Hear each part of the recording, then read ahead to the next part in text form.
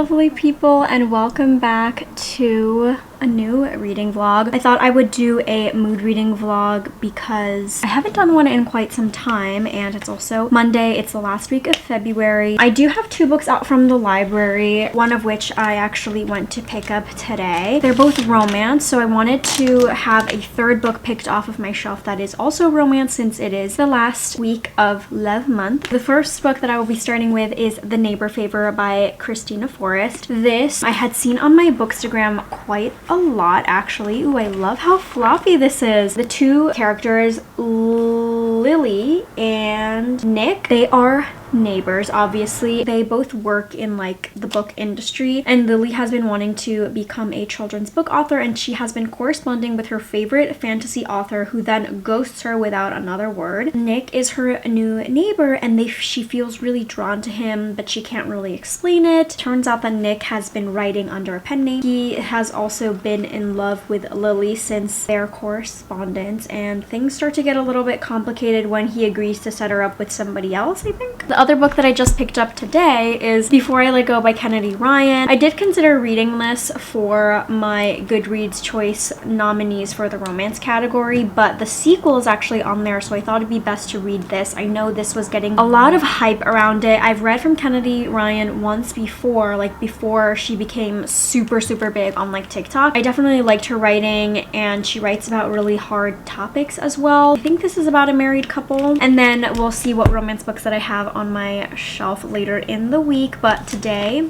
I'll be beginning with this. Oh my goodness. I read so much of The Neighbor Favor on my commute yesterday. I did not think that I would be able to read this much, especially since I was still falling asleep. It does go to show how quickly you're able to get through this, but also like there was a huge chunk of emails to be reading, which is how you see the beginning of their love story or budding romance and how they began to fall for each other. That is a significant amount, and obviously the emails are quite easy to get through. That's part 1. It's how the book begins. I think the prologue sort of sets up how Lily reaches out to the author Strickland in the first place, who ends up being Nick. But I am enjoying this quite a bit. So when they're exchanging emails, they don't know what the other person looks like. It is purely based off of communication, the interaction there, and that goes really well. They are communicating for maybe like 5 to 6 months or something. It begins in the summer. It stops right when they're about to FaceTime or something for the first time. Part 2 begins when they are neighbors. Lily is temporarily living with her sister. I want to say Violet and Nick lives on the same floor, so they're frequently taking elevators up together. Where I'm at, Lily has finally introduced herself to Nick, and they have met, they're talking, they're hanging out right now. She wants him to either be her date to her sister's wedding or help her find a date if he's unwilling to be the date as a favor for whatever happened in their first interaction. It's cute, it's kind of wild, it's very ballsy for Lily. She's kind of this quiet girl. She feels very underappreciated at her job because she's the assistant editor, but her boss is like not the best. She's overbearing. She has to basically babysit her, and it's not a great situation, and she really wants to grow out of that role. Nick has a lot of writer's block, and he doesn't know where to begin on the sequel of this beloved fantasy novel that Lily loves so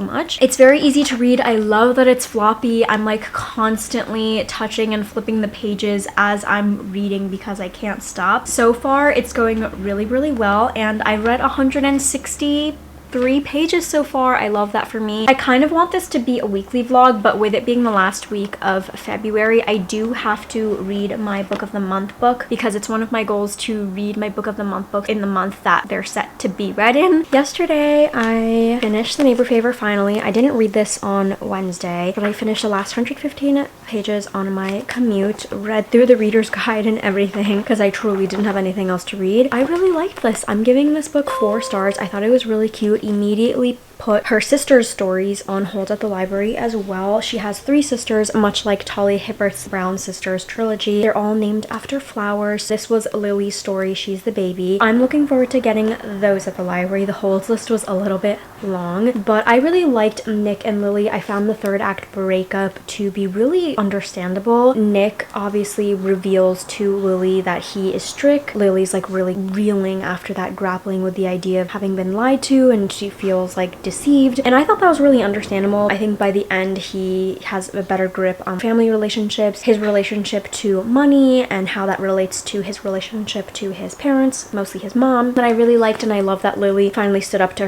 her family, being like, I'm the baby, I understand that you want the best for me and you believe in this black excellence. I'm just taking the time to figure out for myself. I'm okay where I am right now. I don't need to be like a lawyer or something to be excellent. I'm forging my own path, and I really liked that. One book down. I did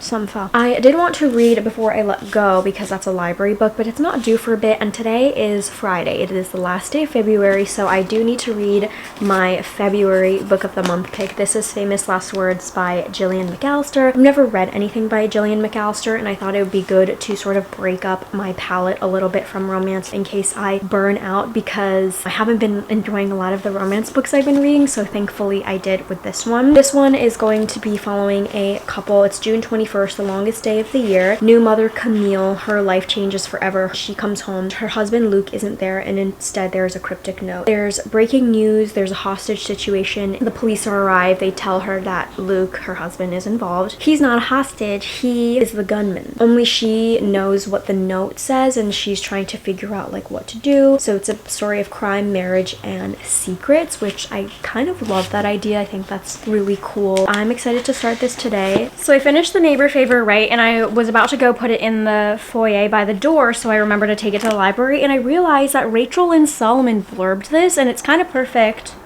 because Business or Pleasure was one of my top romances that I've read so far already this year, so liked that. I did not get to read too much of Famous Last Words. I like barely read yesterday before I decided to go to sleep. I think I've only read like 25 pages each, so I do hope to make a better dent into this. So far, since I'm not very far into it, I'm maybe like 50, 60 pages into it. I would say that Cam is feeling like a real disconnect with her husband when the police are asking her all these questions, and she's realizing that she and him have not really caught up in a way, and she wasn't really noticing things. And I think maybe the newborn baby, like the baby is 9 months old, but still requires a lot of care and attention, and that was taking a toll on their marriage, their relationship. Now she's like, oh my gosh, did I just miss all the signs? Was I ignoring them? I didn't really think that anything like this could happen, because who would? So the police are still asking her questions. We haven't yet gotten a look into the hostage situation at all. The cameras have been cut, but it does seem like a manic situation and that this was planned. Last night I read so much. I don't think I've dedicated that much time to reading at home in so long, so it felt really great. I read 155 pages like at home, mostly in one sitting. In between I did do like a yoga sequence to wind down at night because I actually went to bed kind of early. I'm about to start chapter 36 on page 200. So the beginning, the way this starts out is that Camilla gets a call from the police. The police are at her home, and there's breaking news that this man has taken 3 hostages. They don't know what he wants. There's no ransom or anything like that, and he ends up being Camilla's husband. She has no idea what's going on, what her husband's state of mind is like. Then there's part 2, 7 years later, of Camilla. It's the aftermath, and she's dealing with it. She's trying to move on with her life, sell her home. Her daughter's older now. Now, this isn't the direction that I thought the book would be taking, so I thought it was a little bit boring up until the 50% mark, where the mystery starts to unfold a little bit. There are 3 hostages. One hostage, the one woman, is the wife of a police officer. She is let go. Then there's 2 other people. Nobody, in like all the years that they've been investigating this, has come forward to identify who they are, which is very weird. There's not a single friend or family member, someone who has said that, oh, this is my loved one, please save them. Now it's starting to get interesting because Camilla's name has come out into the news again, even though she's tried to put it all behind herself. I think someone that she met up in a comment that she made, someone decided to sell that story to the press and say like, oh my god, she's still thinking about this. 7 years later, she's still obsessing about her husband. It's still sort of an ongoing case. Camilla unknowingly is still being investigated by the police. She's being watched in case her husband reaches out. Some woman has found her through that to say, hey, they told us not to say anything, meet me at this place. So now it's starting to get a little bit more interesting. I'm hoping that it'll get better from there because now I have all of these unanswered questions and I want to finish this book today. Good morning. I'm about to head off to the gym, do a little light run. I finished Famous Last Words on my commute last night, yay me, but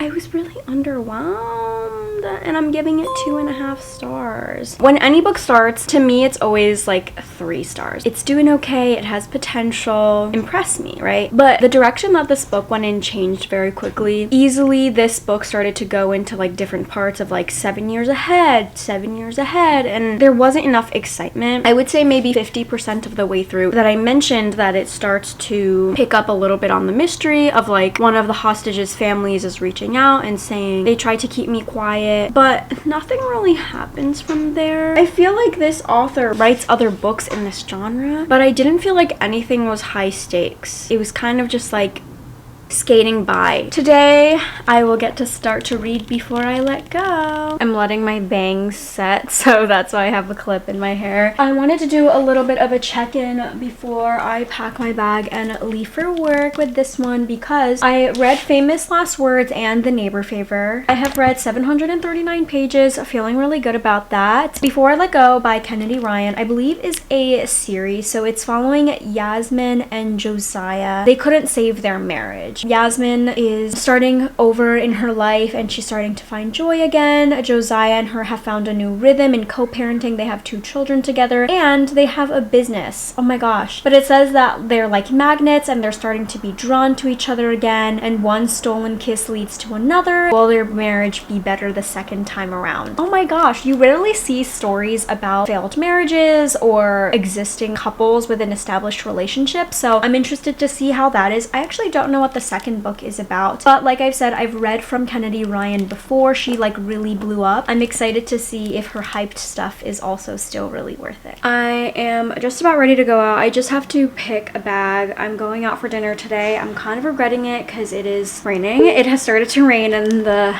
late evening, but I am really enjoying this one. I am like 125 pages into this and I really like it. I would say I'm maybe like a third of the way through. There are points of view from both Josiah and Jasmine. They have been divorced for about 2 years at this point. It doesn't seem like either of them have really dated. Now interest is kind of spurring. They own a business together. They run a restaurant together. They have 2 children together. Obviously, they are in constant communication. They also live nearby each other to help with the transition of their divorce for their kids. They're like really great at co-parenting. Their oldest child is definitely like an angsty, annoying teenager. She's like really butting heads with her mom, so that's tough. I'm not looking forward to that in motherhood. There definitely is jealousy. Like they know that they were attracted to each other for a long time. They had this whole big plan of having a big family with each other. They're dealing with a lot of loss. There are some trigger warnings of loss of a loved one. It happens off page, but there's also talk about child loss, miscarriages, all of that stuff. So I won't say a lot about it, but they were supposed to have a 3rd child. Around that time, Josiah's aunt also passed away and she was really close to them. She's the reason why they opened their restaurant in the first place. Jasmine went through like a really long depressive state, which kind of led to their divorce, I believe. Now that they're both starting to date, there's like a little bit of jealousy. It's a little bit also weird because they have children and the woman that Josiah is seeing works at the restaurant, so it's a little bit hard to be like, well, I needed to know about them before they see our children because they kind of already know each other. Although personally, I don't want to be like walking into my own home with that person there. No matter how hard you want to play off that you're just co-workers to your kids, like your kids will pick up on different energies. So far I like it. I can definitely see a pathway of them hooking up and getting back together. Jasmine is kind of in the works of getting a date. It's really good so far. Good morning. I slept for 9 hours, slept so great. I started my morning with an at-home Pilates workout with MK Fit and I'm about to go run at the gym. I really do want to finish before I let go today. It's so gorgeous out today. It is 50 degrees and sunny. I love that. Spring is approaching, y'all. So I have about 150 pages left of this book and I would like to finish it. Because I didn't read for like 3 days, it's taking me quite long to finish this. It's leaning contemporary. They still haven't done anything. There hasn't been any kiss. They are still attracted to each other. There is a lot of jealousy surrounding the other person. So I don't necessarily not like Vashti because she's fine. It's just that I know that there still might be something, there still could be something between Jasmine and Josiah that should be resolved. So I feel like there's just a lot of unfinished business between the two of them, which is why it kind of makes it easier to root for them, especially because they're still so involved in each other's lives and they're making it work. But I'm wondering, like, where is this going to go? Because I said I don't have much of the book left, so I'm worried that there isn't enough to kind of bring things together here. Okay, let me go run at the gym and just dye a little of that.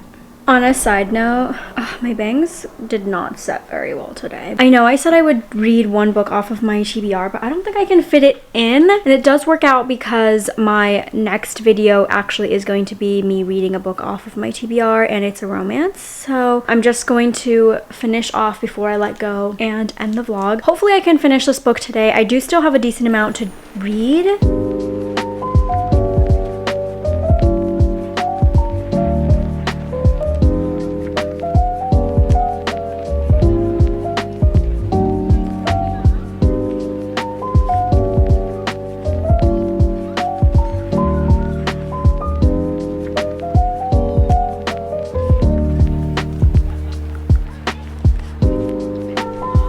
Just finished. I've cried multiple times. I think I'm gonna sleep on it, but at this moment in time, I want to give it 5 stars.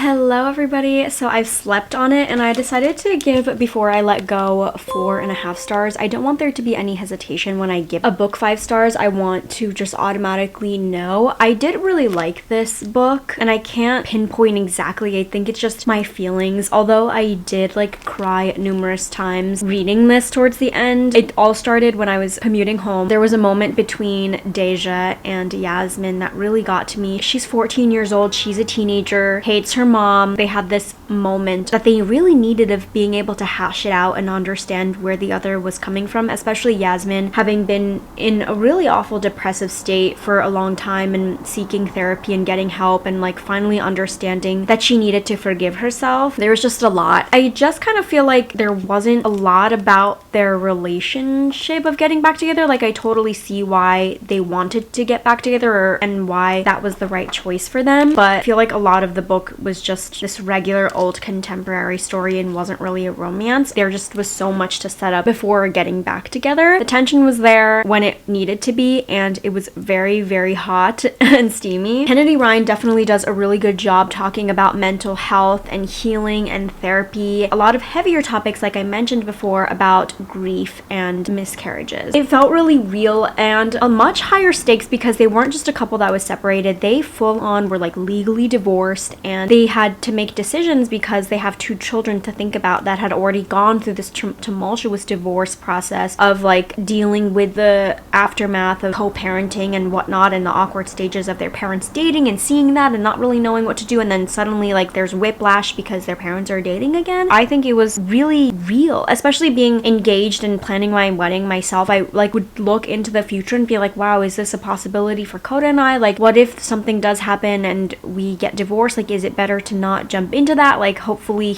Coda is open to therapy because I know Josiah wasn't at the beginning. There's just really great conversations regarding mental health and making sure that you take care of yourself and having someone to talk to and advocate for you and knowing what's best for you. I really liked this emotional read. I have already put the next book on hold at the library. I'm really excited for. It's just another series that I'm reading. For the first book, I read Neighbor Favorite and gave that 4 stars. Really, really liked it. Unfortunately, the thriller mystery like wasn't really doing it for me and I gave this 2.5 stars and I finished with a 4.5, which is still really great, so I'm taking this as a win. These kind of match. And Neighbor Favor was also yellow, so they're like all in the same family. I love that. With the 3 books that I read a total of 1,115 pages. I kind of missed doing these, like this wasn't quite a weekly one, but like having the page count at the end and seeing how much I read, but it feels nice and I read 3 books that I pretty much enjoyed, so I hope you are having a good reading week. Let me know what you're currently reading at the moment and I will see you all in my next video. Thank you so much for watching.